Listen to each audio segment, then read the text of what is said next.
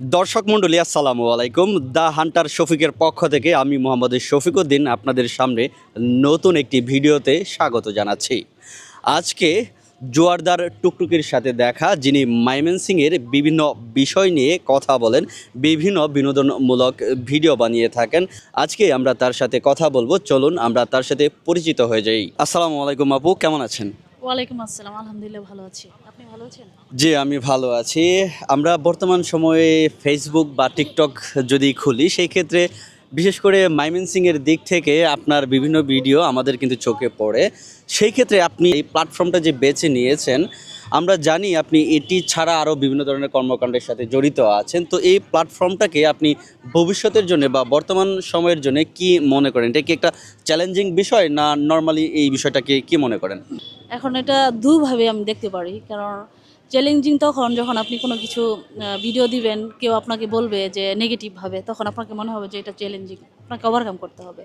আবার ইজি বিষয়, কেননা আমি আমার শহরে যা যা আছে এগুলো আমি ইজিলি সবার কাছে শো করতে পারছি, অনেক কিছু জানাতে পারছি, যেটা আমরা আসলে বলতে পারি না এই প্ল্যাটফর্ম ছাড়া। তো আমার কাছে মনে হয় আমি যদি ওটাকে ইজিভাবে নিই ইজি, আর ডিফিকাল্ট করলে ওটা ডিফিকাল্ট।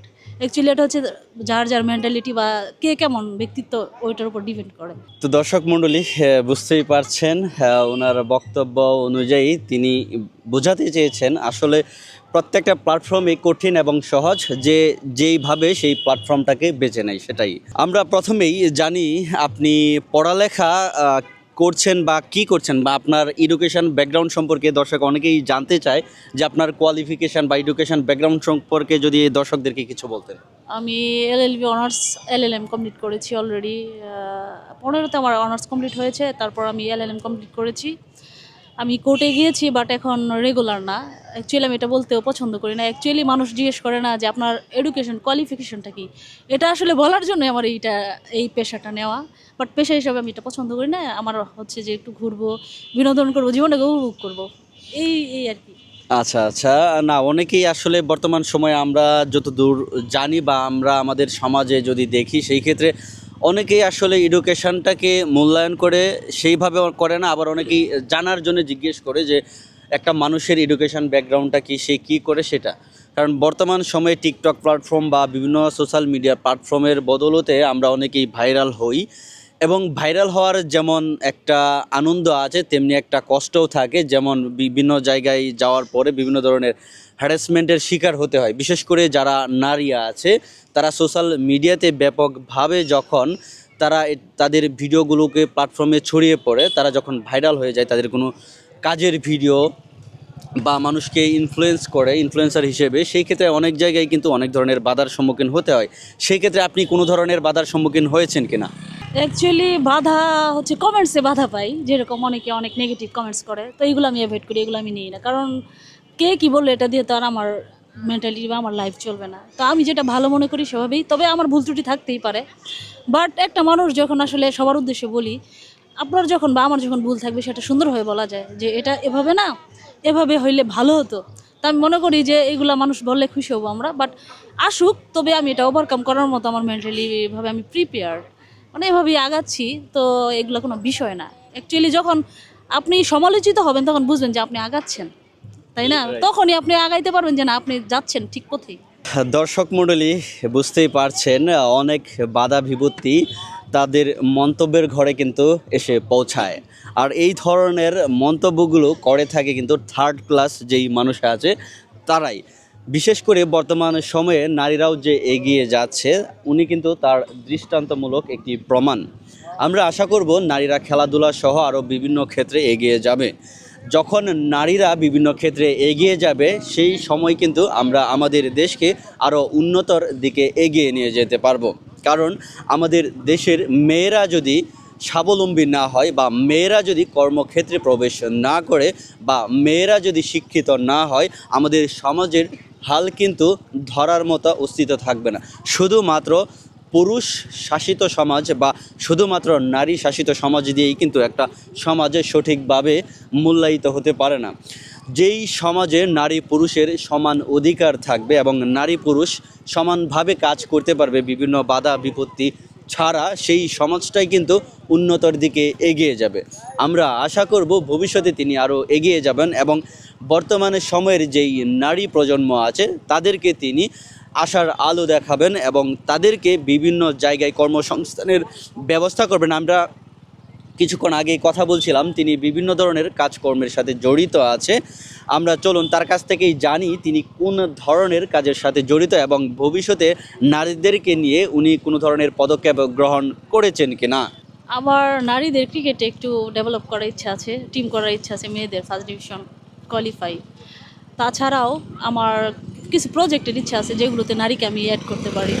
তো এই জন্য আমার একটু সময়ের দরকার, বা আমি আমার ওই রাস্তায় আমি আছি। তো ইনশাল্লাহ আশা আছে যে মেয়েদেরকে কোনো কাজে লাগানোর মতো, যেরকম অনেকেই ঘোরাফেরা করে পড়াশোনার পাশাপাশি জন্য আমার এখানে আসতে পারে, এরকম কিছু আমার আইডিয়া আছে। যদিও এখন আমি এটা বলবো না, বাট নেক্সট টাইম অবশ্যই আমি সেটা শেয়ার করবো। দর্শক মণ্ডলী, ময়মনসিংহ বা ময়মনসিংহের আশেপাশে যারা আছেন, যাদের বিভিন্ন কর্মসংস্থানের প্রয়োজন আছে, বিশেষ করে মেয়েরা, আপনারা কিন্তু ওনার সাথে যোগাযোগ করতে পারেন। ওনার মাধ্যমে আরও বেশ কিছু নারী উদ্যোক্তা তৈরি হবে। উনি কিন্তু একজন উদ্যোক্তা হিসেবেও কাজ করছেন, বিশেষ করে উনি কিন্তু একজন কন্ট্রাক্টর হিসেবে কাজ করেন, আমি ওনার কাছ থেকে জানতে পারলাম। তো যারা এই ধরনের কাজের সাথে জড়িত হতে চান, বিশেষ করে নারীরা, ওনার সাথে কিন্তু যোগাযোগ করতে পারবেন। সর্বশেষ পর্যায়ে ওনার কাছ থেকে জানবো ওনার ভবিষ্যৎ পরিকল্পনা কি আছে, বা উনি যে ময়মনসিংহ শহরটাতে আছে এই মুহূর্তে, উনি এই শহরটাকে নিয়ে বা এই ধরনের সোশ্যাল মিডিয়া প্ল্যাটফর্ম নিয়ে কোনো ধরনের পদক্ষেপ ওনার আছে কিনা, চলুন আমরা জেনে নেই ওনার কাছ থেকেই। আমার শহরকে, আমার এলাকাকে প্রেজেন্ট করা, এখানে কি কি ভালো আছে, আসলে অনেক কিছুই ভালো আছে যেগুলো আসলে আমরা অনেকেই জানে না, এগুলো দেখাবো। তারপর আপনার আসলে আমি চাইলেই তো হবে না, অনেক কিছু, যেরকম পার্ক, আমাদের পার্কটা দেখছেন না, এটা কিন্তু আরও ডেভেলপ করলে আরও সুন্দরভাবে পর্যটনরা আসতে পারবে, সুন্দর পরিবেশ থাকবে, পরিষ্কার থাকবে। আমি চাই আরও সবুজ থাকবে, পরিষ্কার পরিচ্ছন্ন থাকবে। অ্যাকচুয়ালি এটা তো আমার পক্ষে সম্ভব না, তবে আমরা বলতে পারি যে এটা করা উচিত। যারা আমাদের শহরে অভিভাবক আছে তাদের কাছে আমার এটা আসলে বলার, মানে একটাই বলার, যে আমরা পার্কটাকে, আমাদের শহরে যা যা আছে পার্ক ছাড়াও বিনোদনের কেন্দ্রগুলো, এগুলোকে ডেভেলপ করতে পারি, যেন আরও লোক আসে এখানে। তা আসার পরে কিন্তু এখানে অনেকে কর্মসংস্থান হয়, এবং এদের জন্য আলাদা আলাদা কিছু প্ল্যাটফর্ম তৈরি করা দরকার। যেরকম কিছুদিন পর পর হকারদেরকে উচ্ছেদ করে, এগুলোকে একটু দেখবে যে ওদেরকে এক সাইডে রাখবে, বিভিন্ন সেক্টরগুলো আলাদা আলাদা রাখবে, যেন কোনো কিছুর জন্য কোনো কিছু নষ্ট না হয়, ওদের জন্য পরিবেশ নষ্ট না হয়।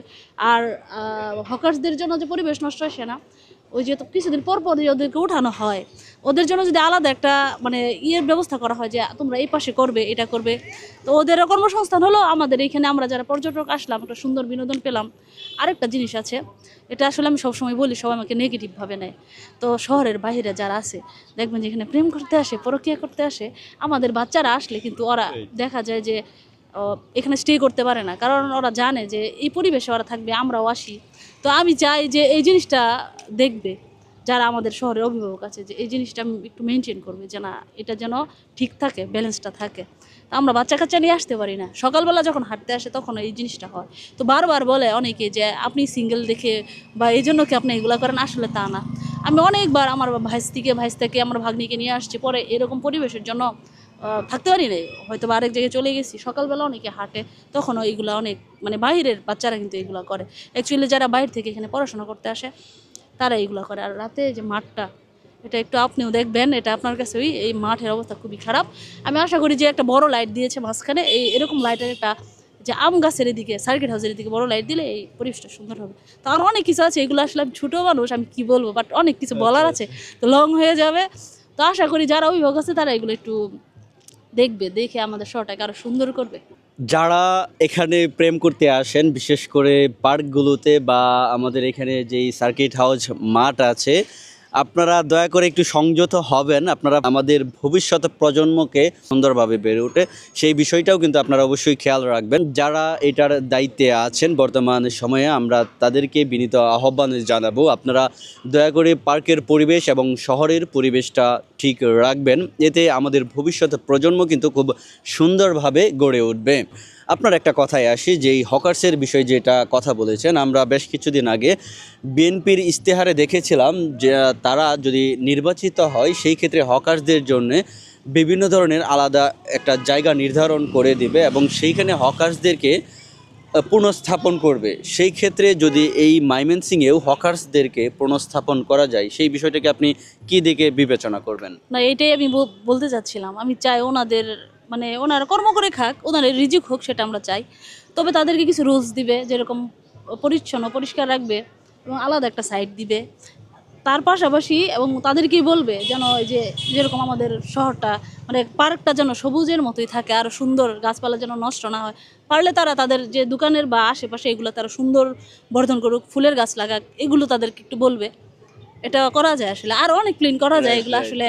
তো আসলে আমি কি বলবো, অনেকেই আপনারা আছেন, আপনারাও বুঝেন সেটা, তাদেরকে দিয়ে কিন্তু এগুলো করানো যায়। যে তোমার আঙিনা তুমি সুন্দর রাখবে, তোমাকে এইটুক দিলাম, তুমি হবে এটা ইউজ করবে। তো ভবিষ্যতের বাংলাদেশ হোক সুন্দর এবং সুস্থ বাংলাদেশ।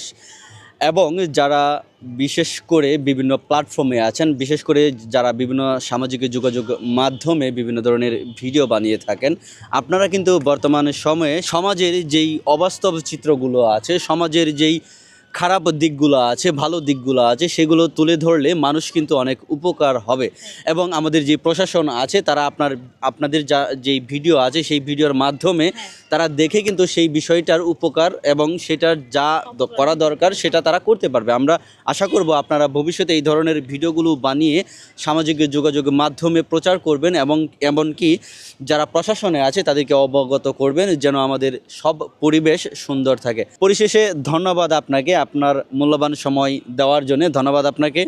আপনাকেও ধন্যবাদ। আমার মনের কথাগুলো আপনার মাধ্যমে আমি তুলে ধরলাম। আপনি আপনার ভিডিও অনেকে দেখবে, আশা করি যেগুলো আমাদের গুরুত্বপূর্ণ বিষয়গুলো আমাদের অভিভাবকরাও দেখবে এবং সেটা তারা বাস্তবায়ন করবে, আশা করি। ধন্যবাদ দর্শক মণ্ডলী আপনাদের সবাইকে। যে যার যার মতো পড়ালেখায় নেমে পড়েন। বর্তমান সময়ে কে শিক্ষামন্ত্রী হতে যাচ্ছে সেটা তো জানেন, তাই আর দেরি না করে অবশ্যই পড়ালেখায় নেমে পড়েন। সেই ক্ষেত্রে আপনি কি বলবেন? আমারও একই কথা, কারণ এখন শিক্ষামন্ত্রীকে সেটা আমরা জানি, এখন তা বাচ্চারা হয়তো বা জানে না। ঠিক আছে, তো পড়ালেখা করতে হবে, এটার কোনো বিকল্প নেই। ধন্যবাদ সবাইকে, সবাইকে অভিনন্দন জানিয়ে আজকের মতো আমার অনুষ্ঠান এখানেই শেষ করছি। ধন্যবাদ সবাইকে।